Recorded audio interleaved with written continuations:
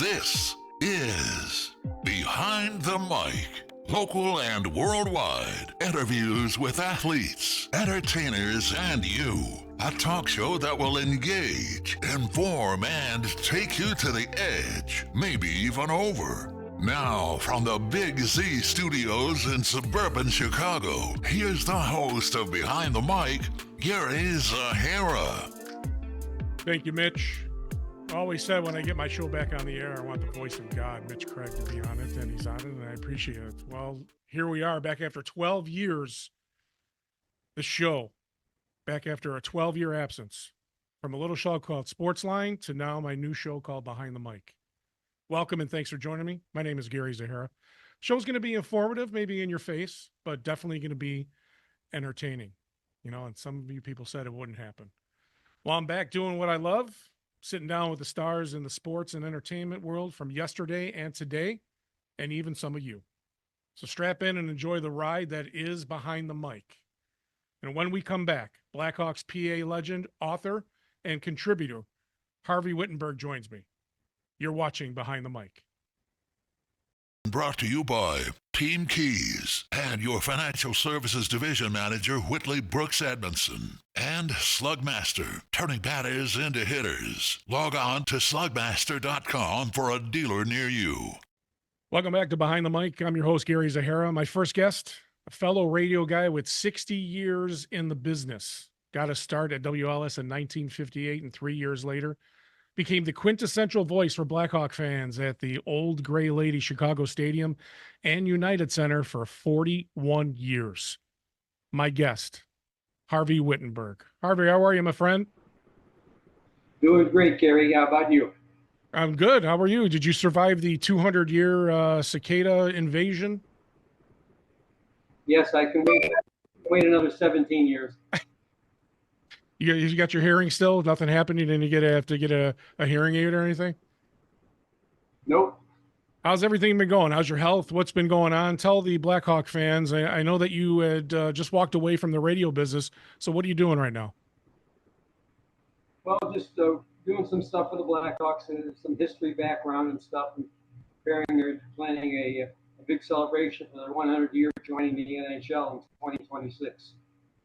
So you're definitely going to be a part of that. I hope you're going to be behind the microphone doing the PA announcing. Is that what they're going to be doing?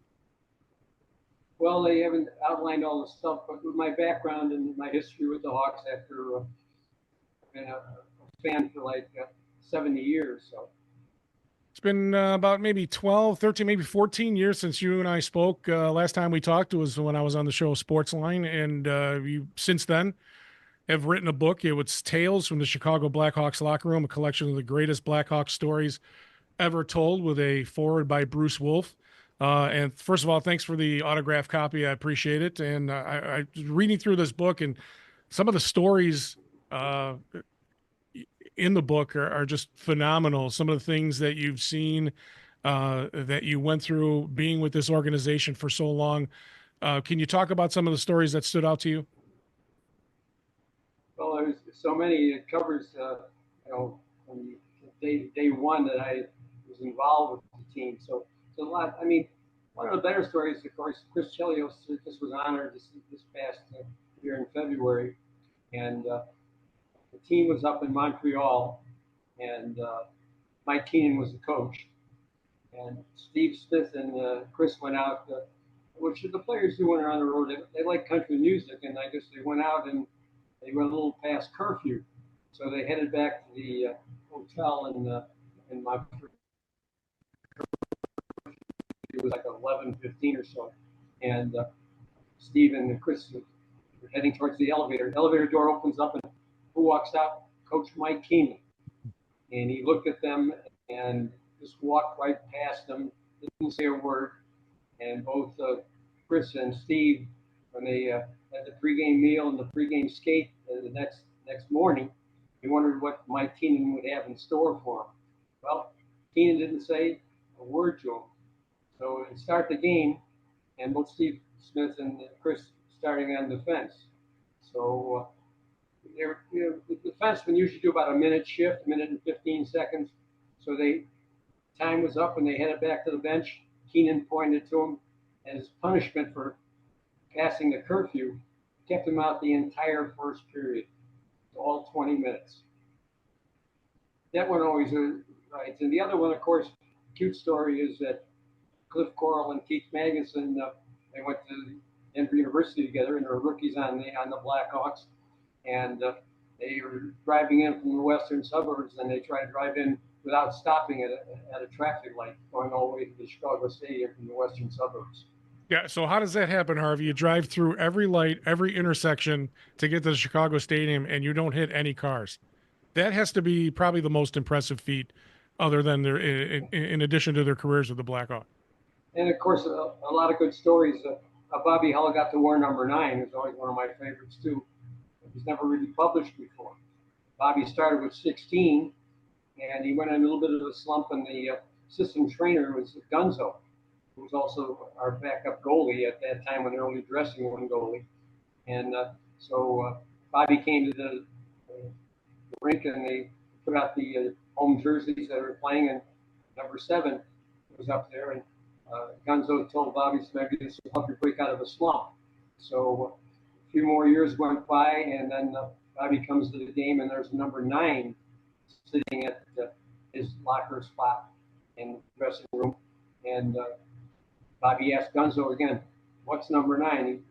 Gunzo said, "You're better than those other 2 guys that were there," referring to the Rocket Richard and the great Gordie Howe. You know, speaking of Keith Magnuson, who passed away back in 2003, I read all the things that you put in the book, but, you know, you look at Keith Magnuson, and he wasn't an imposing guy, but he was tough as nails. He was the Blackhawks penalty leader until Chris Chelios broke that record. Talk about Keith Magnuson and your experiences with him. He was a wonderful human being. I mean, Keith, when he wasn't a great skater, he wasn't a great shooter, and but he got out on the ice, he gave it everything he had. He always 110% plus. And of course, when his playing career ended, he was assistant coach with the Hawks, and then he was named head coach. And Tommy Ivan, who was emeritus general manager at that time, because Bobby Fulford was the GM. And when Fulford named Keith head coach for the Hawks, I think it was in 79, 80. And Tommy Ivan said to Keith, "Just remember, Keith, coaches are hired to be fired." And Keith lasted a year and a half, and he stepped down voluntarily because he said he could not generate the same enthusiasm on all the players every night that he did when he went on the ice. We're going to be touching on and off on the stories on your book. I don't want to give away too many stories, so I want the people who buy the book and read it and enjoy it. One of the things you talked about in your book was Pierre Palat, and looking at his stat line and who he was as a player. 8 straight All-Star games and 3 straight Norris Trophy winning years for him. Do you see anybody eclipsing that mark, Hawks or anybody in the NHL? Well, not really, because Pierre Palat really set the pace for defensemen. Even Bobby Orr credited him that in the early days, like in the 50s and 60s, defensemen didn't move. They didn't come up to attack the offensive zone. So Pierre Palat, he was paired with Moose Vasco, who at 235 pounds was the biggest defenseman in the NHL, biggest player in the NHL. And but Pierre he carried the puck and he attacked. And matter of fact, in one playoff year, he led the Blackhawks in point scoring in playoffs. So he said he followed his game by a centerman who played for the New York Rangers, Edgar Lafrade. And Pierre was an offensive defenseman, and followed by Bobby Orr, who became leading scorer in the NHL in his couple of years for his days with Boston Bruins. Now, what you're doing right now is you're the press box announcer for the Chicago Blackhawks. You also used to contribute for ChicagoBlackhawks.com, but we're going to go back all the way into when you became the PA voice of the Chicago Blackhawks for 41 years. Talk about how that came about, how you got the job, and why you left.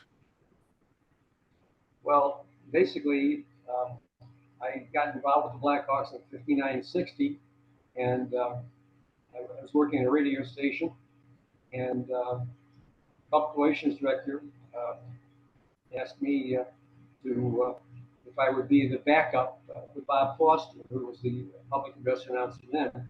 And what happened, Foster, Eugene opened the Washington bureau, and Foster had a political background, so he moved to Washington, and I was the backup announcer, and that's how I took over in early 1962 as the full-time announcer, which I had for 41 years. And then the Blackhawks, because of my writing ability, asked me to help out in 2003 about if I could help out in the Blackhawk webpage, writing stories and doing interviews, and that's how I moved over from that to press box announcer at the United Center. All right, talk about announcing. You've had a tremendous career as the PA announcer. A lot of great memories at the stadium. One of them that I read in the book, you talked about Bobby Hull's 500 goal and how that place just erupted. Talk about that. Yeah, well, Bobby Hull was the most exciting hockey player I ever saw. I mean, he'd wind up behind the net, and guys would be throwing bodies off his back and go across the blue line and fire a slap shot.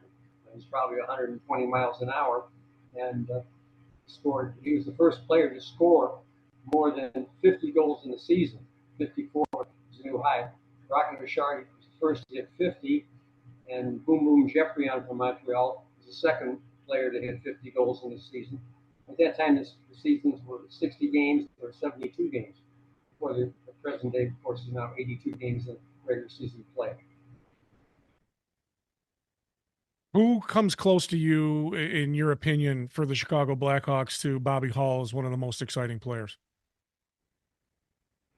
Well, each player, I mean, Stan Mikita, in my opinion, is the best player pound for pound that ever played the game.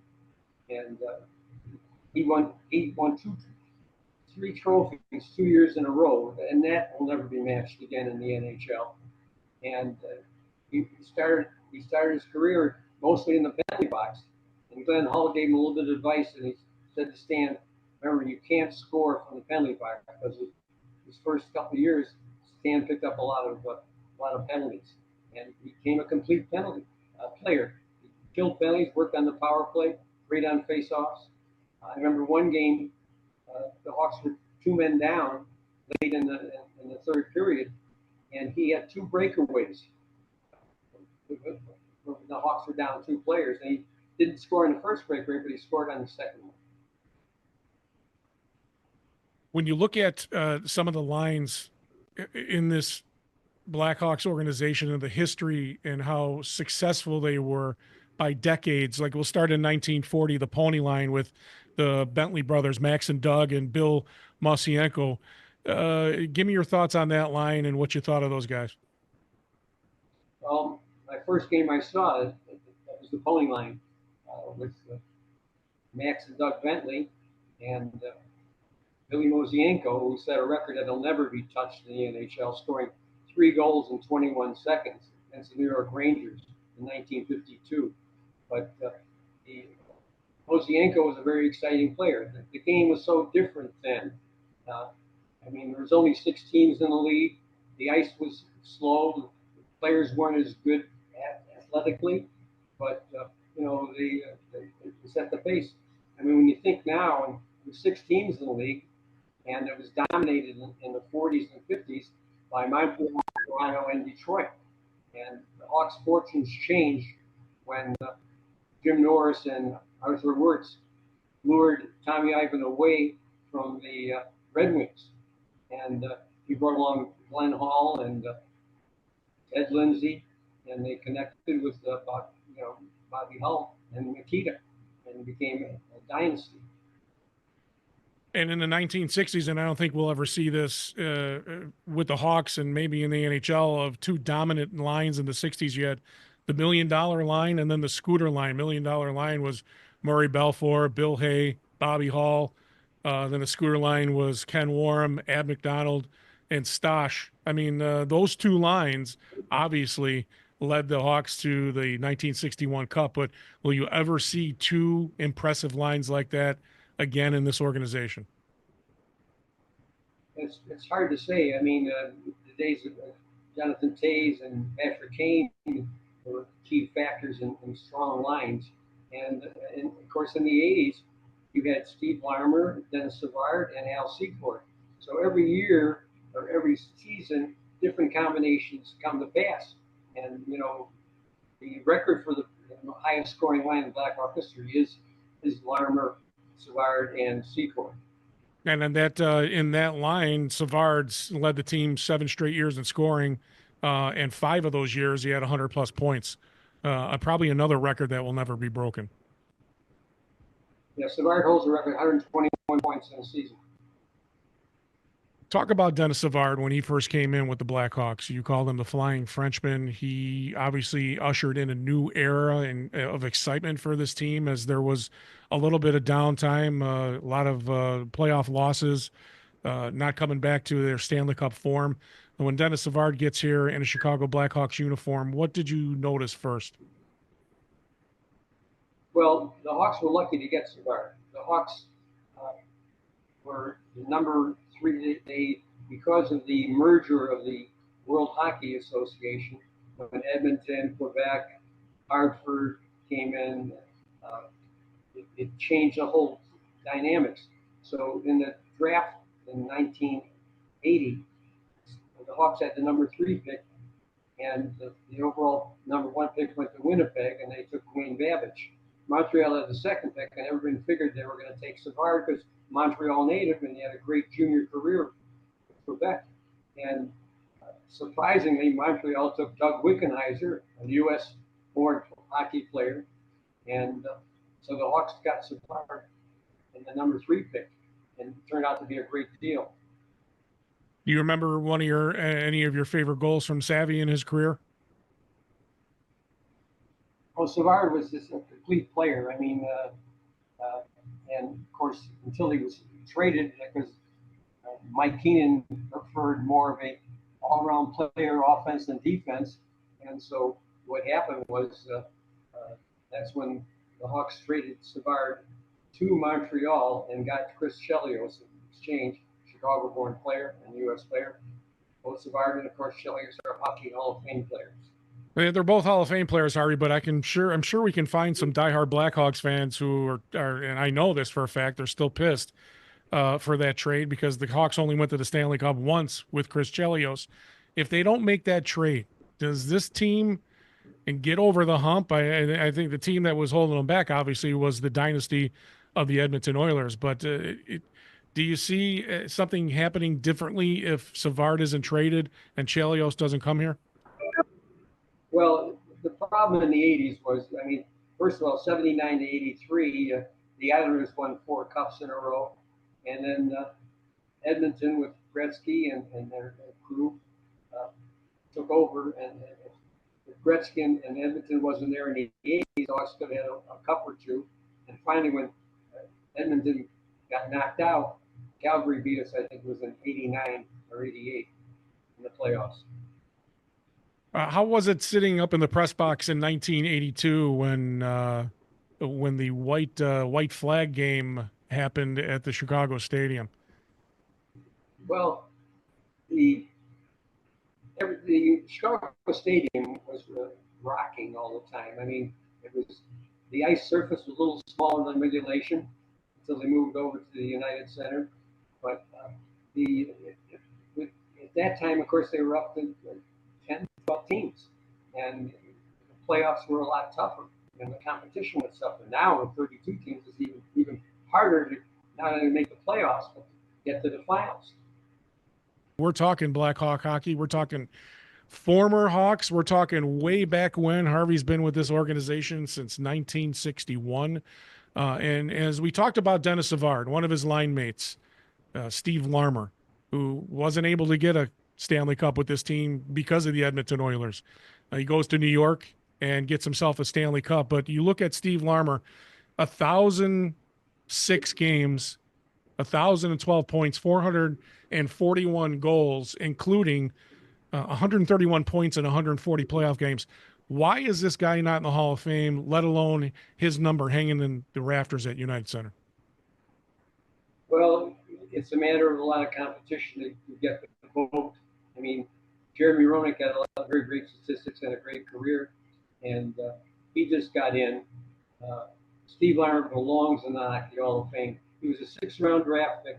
His teammate Steve Lutzig was a second-round draft pick, and Larmer was he played right wing, but he played his off wing. He was a left-handed shot, and he played both power play and defense, and as far as killing penalties and stuff, and he deserves his statistics, but he was never a flashy player, and I think that's why he was overlooked a lot. But I would hopefully with the veterans vote now that Roenick is in, Larmer I hope to be up next.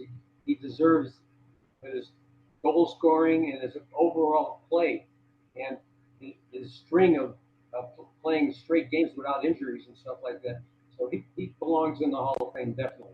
Well, I definitely scratch my head and wonder what the NHL is doing, but I scratch my head even more with this organization on why it's no slight to Chris Chelios, who's a Hall of Famer and belongs up in the rafters, but why Steve Larmer's jersey wasn't up in the rafters before Chris Chelios is beyond me. And as far as the flashiness, Steve Larmer was a guy who set the tone as a two-way player. Many times. I mean, the guy would just be chewing probably about 15 pieces of gum, not have a lot of facial expressions. He would go out there and do the job.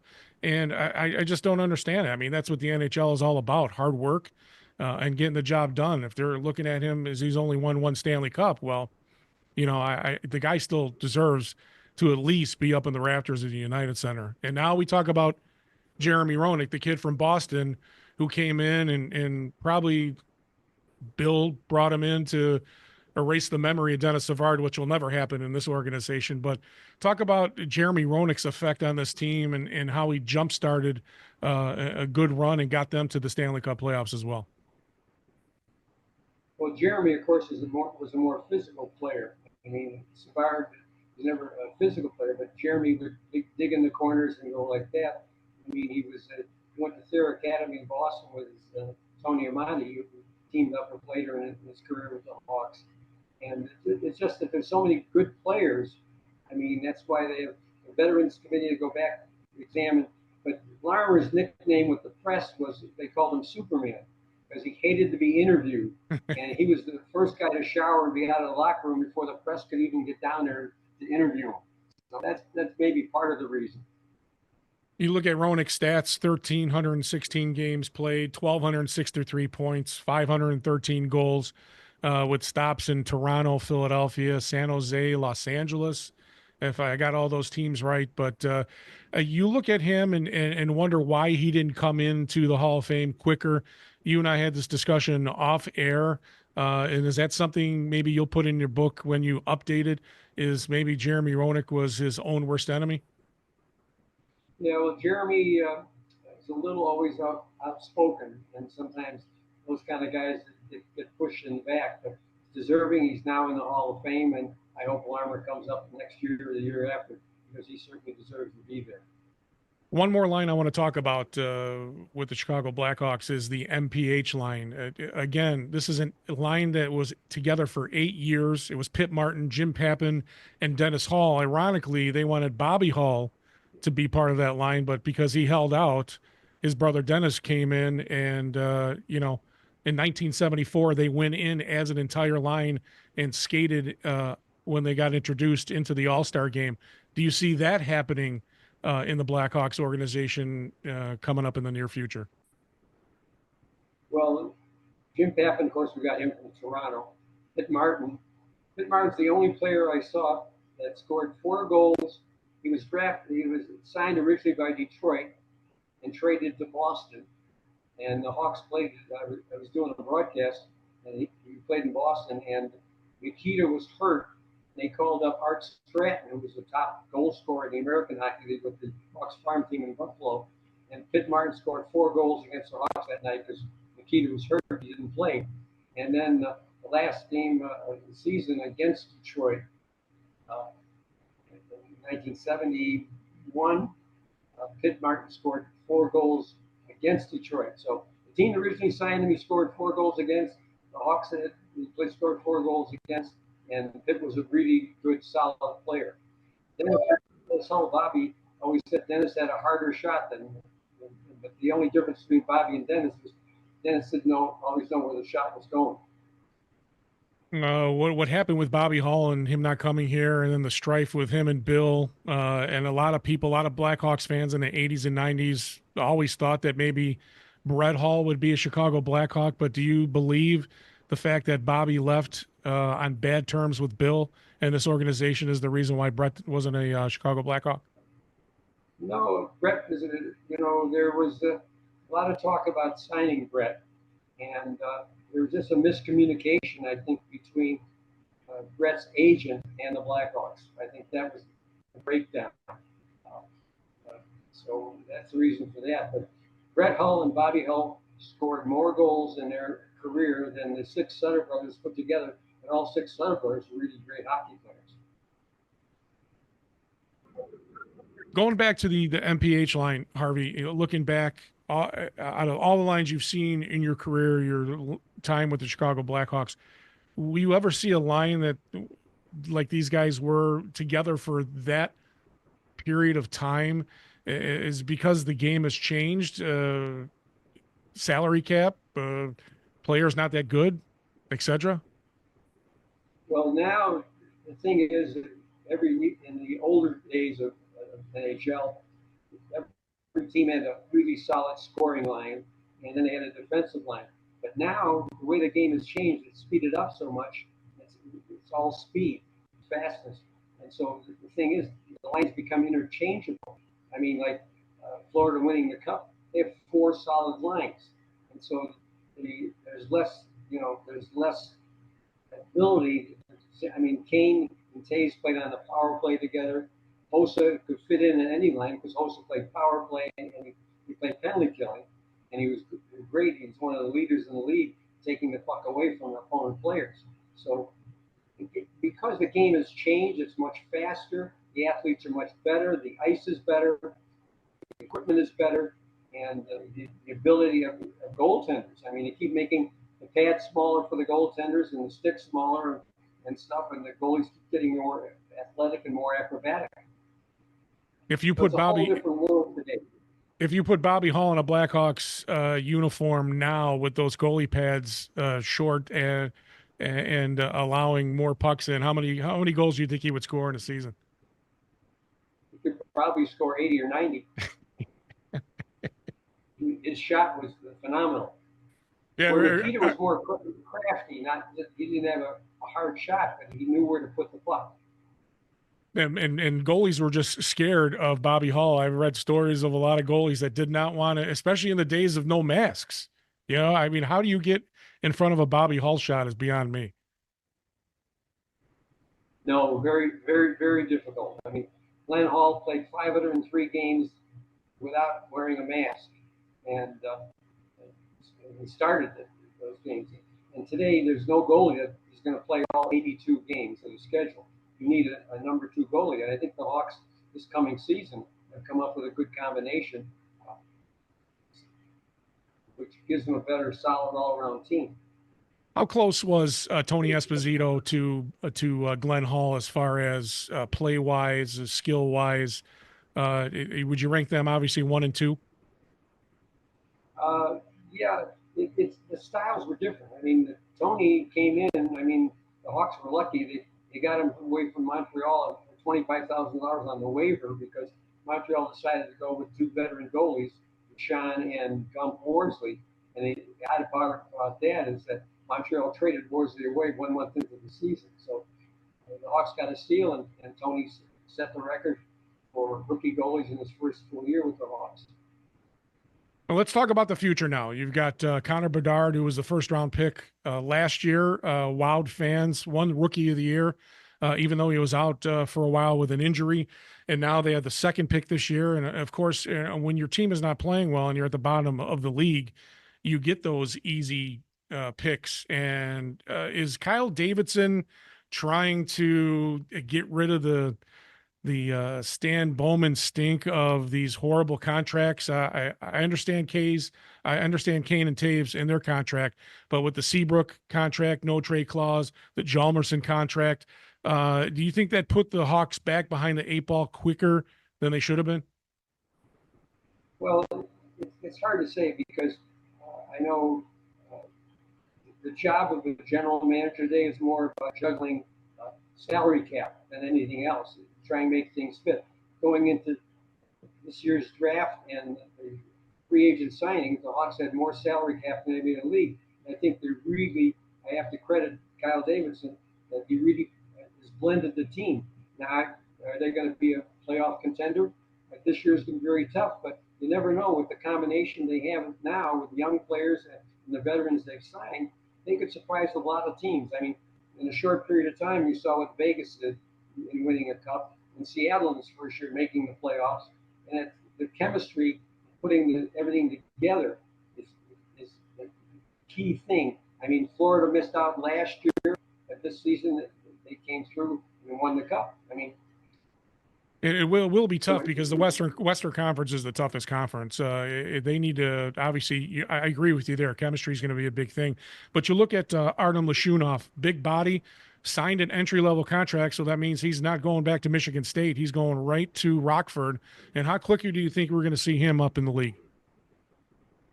Well, you can burn a rookie contract if they play no more than 10 games. And they'll see in training camp. I mean, he could surprise a lot of people. Everybody was very high on him, with his ability. But a year seasoning in Rockford may help him. I mean, same thing. With different players. Some take longer to develop. Usually, defensemen should take a little longer to develop. Harvey, I got an email from Frank the Tank. Our email is btmchicago@gmail.com. He asked your take on things when Rocky took over for Bill and how it just turned this franchise up through the stratosphere. Well, Bill followed the lead of his father, Arthur, and Rocky had a different point of view. And Rocky just wanted to expose more fans to the Blackhawks because they weren't televising the home games. And so Rocky brought in a whole new crew of executives with background. They started the Blackhawk Convention, the first time in the NHL that was done, and Rocky brought in new blood to lead the team and take a new philosophy forward, and it changed the whole franchise. And the drafting and the scouting and everything contributed to the chemistry which occurred in winning 3 Stanley Cups in 6 years. Almost 100 years in the league, as you said. In 2026, the Blackhawks are putting together their 100th year in the NHL, the celebration. So with that being said, I'm going to ask you about your Mount Rushmore for the Chicago Blackhawks by decade. And since you started in the 60s, we're going to start with the 60s. Give us who's on your Mount Rushmore for the Blackhawks. Well, Glenn Hall in goal, Pierre Palat, then defense, Nikita, Hall, and Kenny Warren had a great season. There's a lot of good players, solid defense and things, and guys coming up. So that's the '60s crew. All right, what about the '70s crew? Yeah. Well, you got Pitt Martin, Dennis Hull, Jim Pappin, Phil Russell, solid defenseman, John Marks, and then at the end of the '70s, of course, Doug Wilson came in, and then the '80s started with Savard, Larmer, Secord, Doug Wilson. I mean, had a fabulous career. Still holds the record, 39 goals for defense for the Hawks in the season. And then going into the '90s, you had the next Savard moving on. You had Chelios coming in. You had Roenick, Tony Amonte. You had your goaltenders were really good. Eddie Balfour. Of course, Murray Bannerman was one of the solid goaltenders in the '80s when Tony Esposito retired. So that's your '90s crew. Do you put Gary Suter on that Mount Rushmore for defenseman and Steve Smith? Yeah, Suter, of course, was a little later on in the '90s, and early 2000s. So he was a very solid defenseman, and you know, can complement the team. They came close. Well, it was a barren time here. You left in 2003 as the PA announcer, but from 2000 until Kane and Taves showed up 2008. Who's on your Mount Rushmore back in the 2000s? We know 2010 up until now, that's easy, but who can you remember? Who do you want to put on that list? Eric Daze, if he didn't have a back issue, he was a fourth-round draft pick. If he didn't have a back issue, he could have been one of the all-time scorers for the Hawks. Okay, what about present day? You got Kane, you got Taves, you got Hossa. Who else would you want to throw? Corey Crawford, does he get the nod? Duncan Keith, Red Seabrook. Yep. The chemistry was so great when with Kane coming in, and Kane and Taves were the 1-2 point getters for the Rookie of the Year. Taves had more goals than Kane, but Kane had more points. So just with the chemistry and Coach Quenneville, just everything came together. And that's what you needed. And Hossa was the finishing touch. I mean, it's a shame that he could be probably playing today if he didn't have that skin disease. That's right. There's no doubt in my mind that if Marian Hossa did not leave and retire because of that skin issue, the Blackhawks would have still made the playoffs and probably went on a pretty good run for the next couple of years. And after he left, everything fell apart. All right, Harvey, we're on on the home stretch, and we're going to do a feature called In a Word. I'm going to give you name, person, place, or thing. If you can describe it in a word, fine. If you can't, still describe it, okay? All right, here we go. Chicago Stadium. The Chicago Stadium was the loudest stadium in the NHL. Opposing teams hated to come in and play at the Chicago Stadium. The ice rink was a little smaller, and the Hawks team was built for more of a post-checking team as opposed to a skating team. And when the players would come up the stairs to take the ice before the start of the game, the building was rocking. Keith Magnuson said he couldn't believe it when he came up the stairs the first time to Chicago Stadium. All right, what about Tommy Ivan? Tommy Ivan was the architect that turned the Blackhawks around when Wirtz and Norris hired him away from Detroit and became general manager. He inherited a last-place team that hadn't made the playoffs. Sid Abel was one of the last playing coaches that he coached and played in the game. So the Hawks had a bunch of old players that didn't go in. They didn't have a farm system. Tommy Ivan instituted that. In St. Catharines and then Buffalo, not Buffalo Sabres, Buffalo Bisons in the American Hockey League. So that changed the whole thing away, getting Glenn Hall and Ted Lindsay away from Detroit. And with the development of the farm teams with Palat, Nikita, and Hull, the Hawks just took off. What about Billy Ray? Billy Ray was old school. Like I said, the first game I ever saw in the playoffs, he played on the line with the Rocket Richard. And Billy didn't like playing a lot of rookies. Matter of fact, in 1970, the Hawks went from last place in their division, but the expansion went in, with a winning record to first place the next year in the craziest game I ever saw against Montreal at the last game of the season in 1970. And they pulled their goalie with 11 minutes to go in the third period because they had to score 5 goals, which they did not, and knocked Montreal in the playoffs for the first time in like 17, 18 years. Right, this next person, it's going to be a two-part question, Harvey. I'll ask you first, Bill Wirtz. Bill Wirtz, he followed the principles of his father, Arthur, and he let his general manager, Bob Fulford, during most of his tenure, to follow the things. And the Hawks were a playoff team, but we couldn't capture the cup. We had a great chance in 92 against Pittsburgh, and we got swept, but 3 of the 4 games were by 1 goal. So things could have changed in the first game, especially when the Hawks had a lead 5-2 and 5 minutes to go in the third period and lost 6-5. The series went downhill after that. With the not so flattering moniker of Dollar Bill, do you think Bill Wirtz was his own worst enemy at times? No, I like Bill. I had a lot of conversations with him. Again, he just followed the principles that his father did to make the team successful. Two more inner words for you, Harvey. Blackhawks fans. Blackhawk fans are among the best in the NHL, if not the best. I just saw a report that said they named the Blackhawks second most hated team in the NHL, and that's a compliment. Who was the first? Is it the Canadians or the Rangers? No, I didn't see the Canadians. It might have been either Boston or Philly. I don't know. Boston. All right, the final in a word, your career, Harvey Wittenberg. I've been blessed and lucky to be in the right place at the right time, to enjoy doing what I love, and watching hockey and being a contributor to, I hope, the fans' excitement during my years as a public address announcer at the stadium and the first 10 years at the United Center. And finally, Harvey, the best advice you've gotten in life and in your career.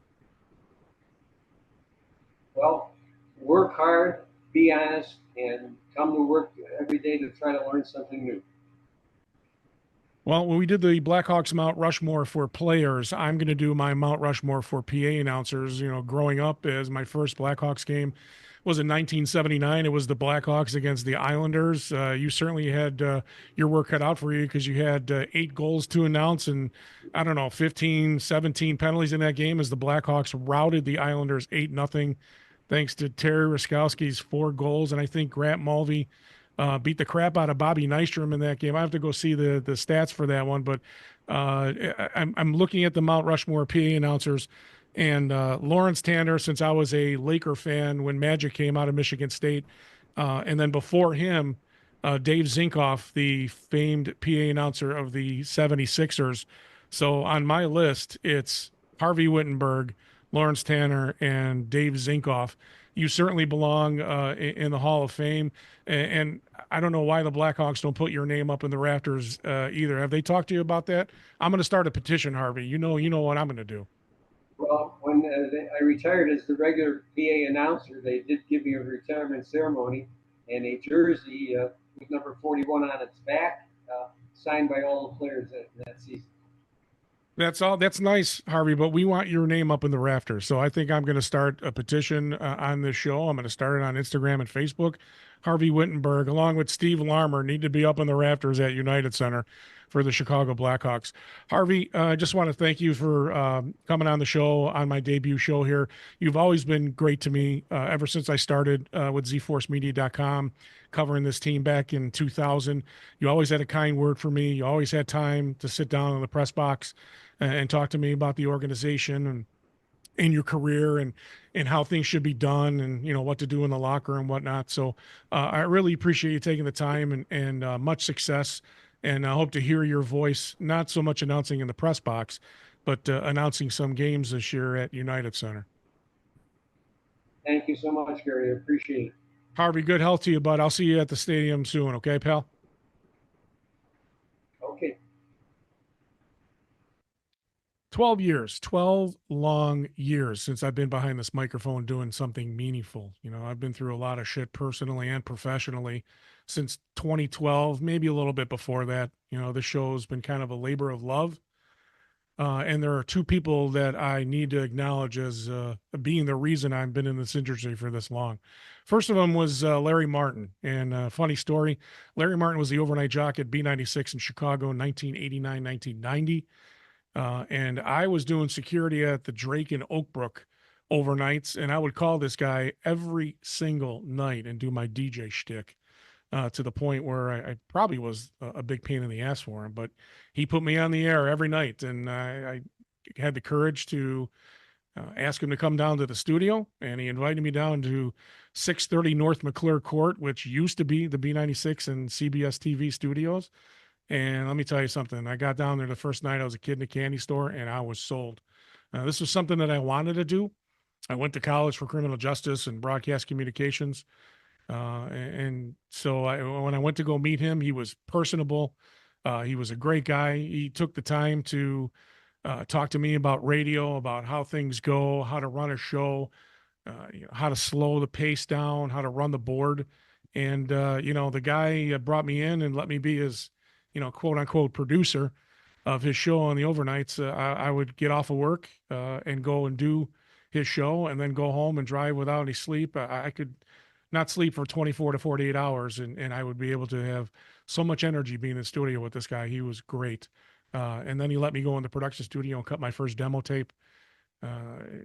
If I can find that tape, I might burn it, but I might play it because it's just hilarious how you can listen to your first tape in the humble beginnings. Definitely, that'll something. If you get too high on the rung, just go back to where you started from, especially with me.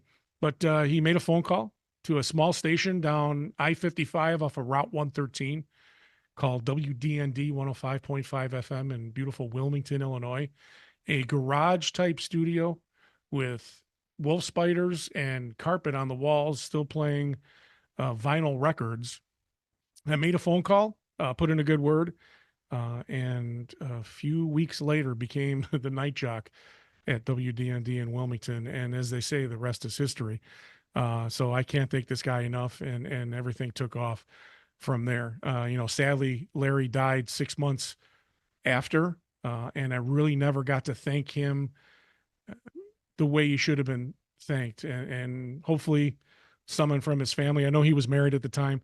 I don't know if his wife is still here, but if someone who knew Larry Martin, he lived in Indiana and he was the overnight jock at B96, tell the family that Larry was the greatest. He was the best. He got me my shot. And I'm in radio. One of the reasons why he's here, he gave me my shot. He believed in me, and he took a chance for some security guard calling him from the Drake in Oak Brook. Like, who the hell is this guy? So I think my moniker was Gary the security guard. So go figure there. And the second, obviously, it's no surprise here, the man responsible for allowing me to pursue my career. I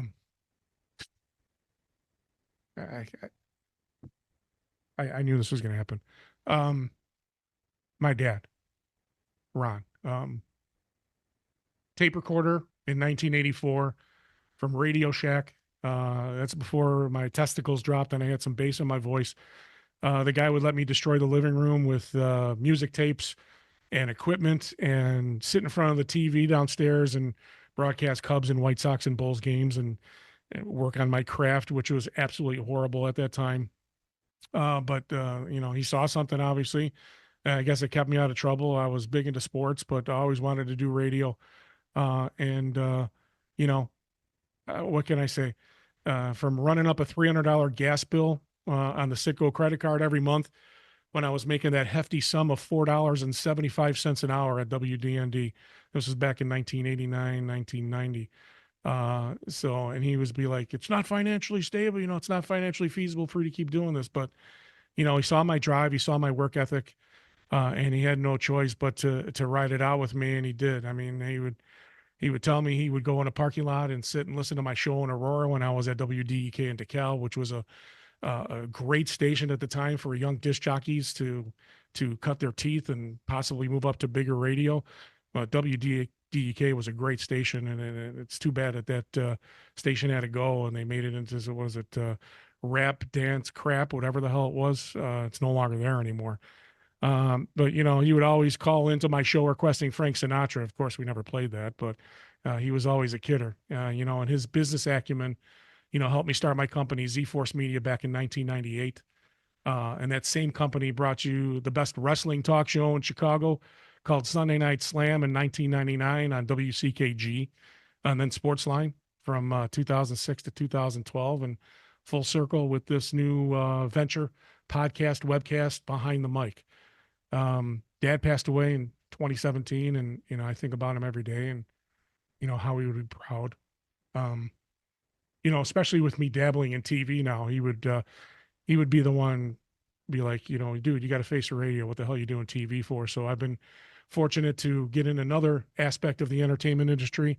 The One Chicago Show, Chicago Med, Chicago Fire, Chicago PD, Justified, Primeval, Powerbook Force, and the Emperor of Ocean Park. So thank you, Dad. Thanks for believing in me, supporting me, and most importantly, being my number one fan. I miss you and I love you, and I think about you all the time. That's going to do it for the first show here of Behind the Mic, and I hope you enjoyed it. Please hit that like and subscribe button, and also the notification button. And follow me on Instagram, the one Behind the Mic, and follow the Facebook page, Behind the Mic. My thanks to Harvey Wittenberg for being my first guest on Behind the Mic, and you for watching.